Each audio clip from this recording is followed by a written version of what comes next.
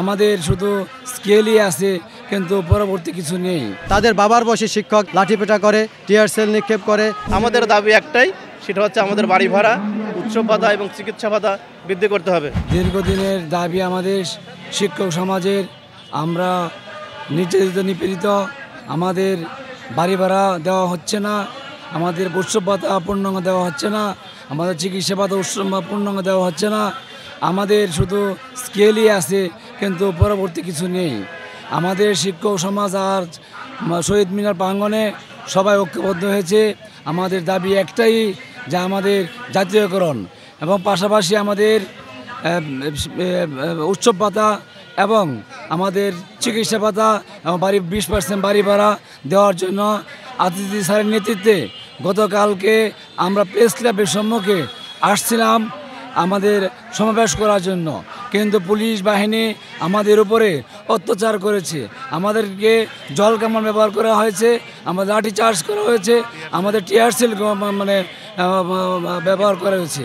আমরা অনেক শিক্ষক, অনেক শিক্ষিকা আহত হয়েছে, অনেকের শরীরে রক্ত ঝরছে, অনেকে মেডিকেল আছেন, অনেকেই অসুস্থ অবস্থা আছেন। কিন্তু জাতির কাছে প্রশ্ন করি যে আমরা সে জাতির কারিগর, আমরা জাতির বিবেক, আমরাই যারাদেরকে লেখাপড়া শিখে ভার্সিটিতে পাঠালাম, বড় অফিসার হয়েছেন, পুলিশ কর্মকর্তা হয়েছেন, কীভাবে আমাদের শিক্ষকদের গায়ে হাত তুললেন, শিক্ষকদেরকে নির্যাতন করলেন, অ্যারেস্ট করলেন, মানে রমনা থানা নিয়ে গেলেন। এই বিবেকের একই আপনাদের বিবেক।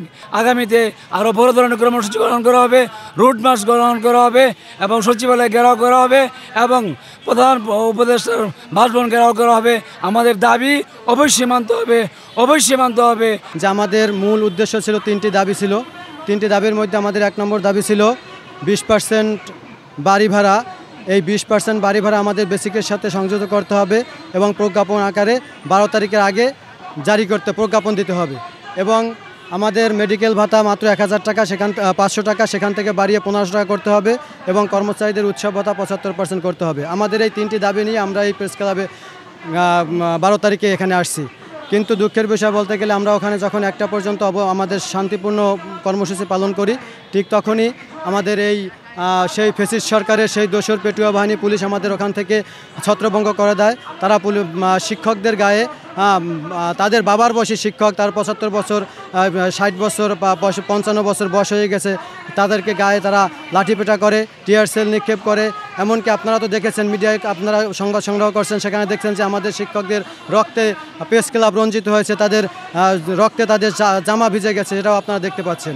এই শহীদ মিনারে চলে আসি এবং শহীদ মিনারে আসার পরে আমাদের নেতৃবৃন্দ ঘোষণা করছে যে মঙ্গলবার ছিল আমাদের কর্মবিরতি, কিন্তু আমাদের শিক্ষকদের উপর আক্রমণ করার কারণে, শিক্ষকদের অপমান করার কারণে আমাদের সেই কর্মসূচি এগিয়ে আমাদের নেতৃবৃন্দ আজকের থেকে কর্মসূচি পালন করছে। আপনারা দেখতে পাচ্ছেন বিভিন্ন মিডিয়ার মাধ্যমে সারা বাংলাদেশের শিক্ষক সমাজ আজ কর্মবিরতি পালন করছে। ছাত্ররা সব স্কুলের ভিতরে, শিক্ষকরা সব বাইরে বসে কর্মবিরতি পালন করছে। আমরা আসছি আমাদের একটি যৌক্তিক দাবি, বাড়ি ভাড়া এবং উৎসব ভাতা, সেই সাথে আমাদের চিকিৎসা ভাতার জন্য। আপনি যেহেতু সাংবাদিকতা করেন, অবশ্যই আপনি এবং সারা দেশবাসী জানে যে আমরা যারা শিক্ষক, আমাদেরকে বাড়ি ভাড়া দেওয়া হয়, এমন একটি বাড়ি ভাড়া যেটা আসলে আমরা বলতেও লজ্জা পাই।